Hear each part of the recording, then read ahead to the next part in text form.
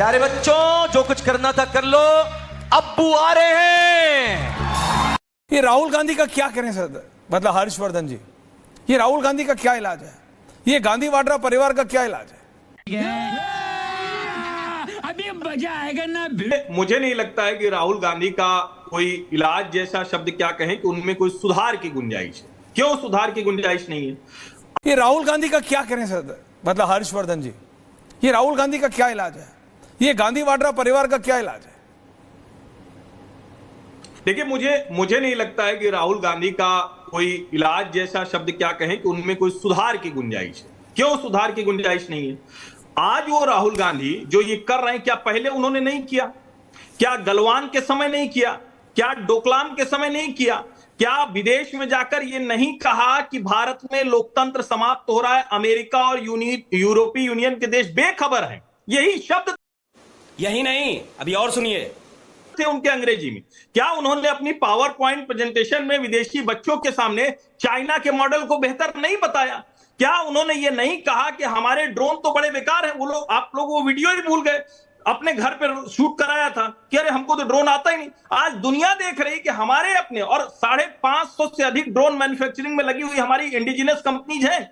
हम आज कहां से कहां पहुंच गए, और नेता प्रतिपक्ष इन सब को स्वीकार करने को तैयार नहीं। मैं फिर कह रहा हूं, अगर आपको ये डर लग रहा है कि नरेंद्र मोदी के नेतृत्व में 10 सालों में इतना काम हो गया है कि आप भरोसा जनता का नहीं जीत पा रहे हैं, तो वो छोड़ दीजिए ना।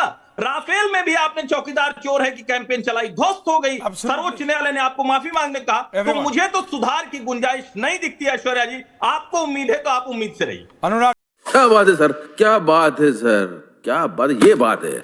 अरे सर क्या बात है। देखिए, इसमें आपकी गलती नहीं है, वो आप पत्रकार है, वो पत्रकार once a journalist always a journalist. आप हर एक की स्क्रिप्ट ठीक करने में लगे रहते हैं। अभी आप प्रधानमंत्री की स्क्रिप्ट छोड़िए, अभी आप प्रधानमंत्री की स्क्रिप्ट प्रधानमंत्री को चुनने दीजिए। एवरीवन ऑन है, अभी कहां क्या दौड़ाना है वो सब प्रधानमंत्री को डिसाइड करने दीजिए, टेंशन मत लीजिए। सिद्धार्थ यादव, सिद्धार्थ, वैसे मैंने देखा है, मतलब एक चीज नोट की है मैंने सिद्धार्थ जी, पर्सनल है please, but hope you take it positively. शादी के बाद two things have changed about you. One, you've become patient. Harshvardhan ji, seriously, he's become very patient. And secondly, the choice of your color pocket. ये मैं देख रहा हूँ colourful हो गए। The choice of your color pocket has changed. हाँ, अभी पहले डल आदमी थे, अभी ये गुलाबी गुलाबी लगाने लगे। हाँ सिद्धार्थ बोलिए। मैं उसको पॉजिटिव पहले बस एक लाइन जोड़ दूं। हाँ दादा, बस एक लाइन, बोलिए हर्षवर्धन, एक लाइन जोड़ दूं। बोलिए। देखिए, आप बार बार कहते हैं, हम लोग तो हिंदू परिवारों में कहते ही है ना कि लड़के की शादी करा दो सुधर जाएगा। हाँ। सिद्धार्थ तो सुधरे ही थे और बेहतर हो गए, जो बिगड़े हो उनकी शादी कराई ना, सुधर जाएंगे। सिद्धार्थ जी देखिए, ऐश्वर्या जी, मैं इसको पॉजिटिवली लूंगा, पर दो बहुत गंभीर बातों का जवाब मुझे देना है। जो लोग पहले करा करते थे अमन की आशा, उनको नहीं समझ में आ सकती नए भारत की भाषा। ये क्रक्स है आज का। Very clear. इन लोगों को हमेशा से इतिहास में एक अलग टाइप से भारत की डीलिंग, एक अलग टाइप से भारत का जवाब, एक अलग टाइप से डोजियर खेलो, एक अलग टाइप से हाथ जोड़ो, यही आया करता था। आज भारत घर में घुस के मारता है। इनको ये नई भाषा, मजबूत भारत की भाषा समझना बहुत मुश्किल काम है। और आज जो लोग बैठ करके टेलीविजन पर या जो लोग बैठ करके मंचों पर भारत के खिलाफ का एक नैरेटिव बनाना चाहते हैं, हमारी तो कूटनीति कैसी हो गई, पूरी दुनिया में हमारे साथ कोई नहीं खड़ा ताकि तालियां पाकिस्तान में बच सके, उनको जाकर के ऑपरेशन सिंदूर की स्टडी करनी चाहिए। कितनी ईमानदारी से कर पाएंगे ये मैं नहीं जानता, पर करनी चाहिए। भारत ने पहली बार करके दिखाया 28 देशों का ग्लोबल आउटरीच।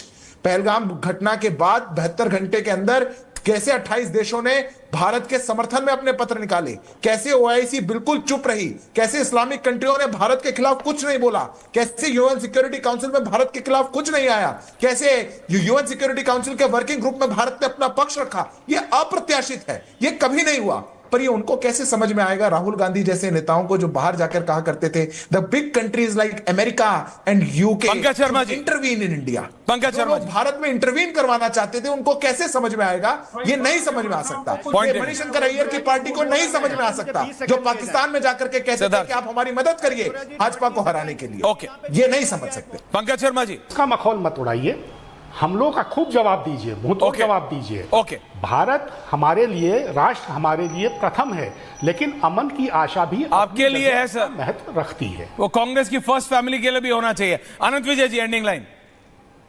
फराज ज्यादा सिंगल लाइन बोलेंगे तो कह रहा हूं ऐश्वर्या जी, मैं सिर्फ इतना कह रहा हूं कि 2014 सितंबर से लेके और 2004 से 2014 के बीच में आतंकवादी घटना और उसमें मारे जाने वाले लोगों की संख्या देख लीजिए। करीब 700 लोग मारे गए थे विभिन्न आतंकवादी वारदातों में, विभिन्न बम विस्फोटों में, असम से लेके, जयपुर से लेके, दिल्ली से लेके, संकट मोचन से लेके पूरे देश भर में अलग अलग स्थानों पर। तब की सरकारों ने क्या पाकिस्तान पर हमला करने का मतलब साहस दिखाया था क्या? और अनुराग ढांडा पत्रकारों को बहुत ज्ञान दे रहे हैं। अरे सर, कुछ उन लोगों पर भी बोल दीजिए ना, जो लोग आपके पार्टी के संयोजक को ज्ञान दिया करते हैं कि राजनीति ऐसे करनी चाहिए, और पत्रकारों को सब निपट गए को मिलवाने। सर वो भी निपट गए, संयोजक भी निपट गए, कभी ज्ञान दे दिया सर भाई। वो देखिए, वो ढांडा साहब सीख गए।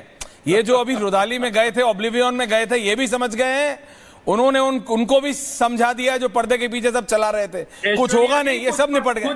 नहीं, ढांडा साहब को पता है, ढांडा साहब को पता है कैसा बिल्कुल झाड़ू इन्होंने बाहर नहीं, पार्टी के अंदर भी चलाई है। और अच्छा है, पार्टी के बढ़ोतरी के लिए अच्छा है जो आपने अंदर भी चलाई है। द हिंदू क्या लिखता है? Madhya Pradesh deputy chief minister Jagdish Devda speaking on operation Sindoor at an event in Jabalpur said today the entire country, the country's army and the soldiers go down. देखिए, now it will go into a debate. ये आप दोनों के पहले मैं कंपटीशन कराऊंगा। हर्षवर्धन जी, समय नहीं है। देखिए, किताबों का कंपटीशन, सिद्धार्थ भी पीछे नहीं है, उनकी पूरी लॉ की किताबें भरी हैं। ये आपके पीछे और किदवई साहब के पीछे एक कितना कौन के, देखिए आप जिस अखबार को कोट कर रहे हैं आजकल, वो अखबार देखिए, फिर वो लेफ्ट विंग। किदवई साहब प्लीज रिलैक्स। ट्वीट डिलीट कर चुका। किदवई साहब प्लीज रिलैक्स। पता है हिंदू अखबार वो ट्वीट डिलीट हो चुका है। वो ट्वीट वो किदवई साहब ने पूरा पढ़ा नहीं है। इस पे डिबेट लंबी हो सकती है, लेकिन पंकज जी ये सब हो जाएगा, वो ट्वीट डिलीट हो जाएगा, वो सब हो जाएगा। लेकिन कांग्रेस की सोच, द गांधी वाड्रा परिवार की सोच, और जो उनकी हाईजैकिंग है, complete hijacking by the ultra leftist, अब वो कांग्रेस की मेन स्ट्रीम हो गई है।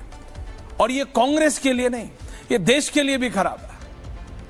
और ये मेरे से बेहतर कांग्रेस ही समझते हैं और बात भी करते हैं, लेकिन कुछ कर नहीं पाते। That's the biggest problem.